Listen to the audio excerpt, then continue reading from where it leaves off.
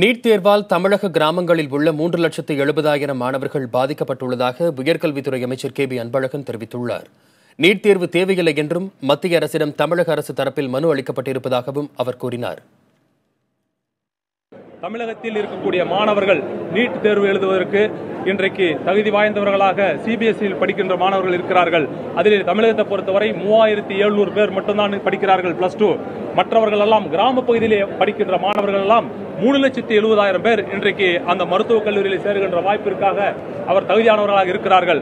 ஆகவே எங்களுடைய தமிழகத்தை பொறுத்தவரை அந்த மாணவர்களும் இன்றைக்கு மருத்துவர்கள் ஆக வேண்டும் என்ற எண்ணத்திலே தான் புரட்சித் தலைவி அம்மா அவர்கள் அன்றைய காலகட்டத்திலே எங்களுக்கு நீட் தேர்வு வேண்டாம் என்று சொல்லினார்கள். அதன் அடிப்படையில் நாங்களும் வலியுறுத்தி இருக்கின்றோம்.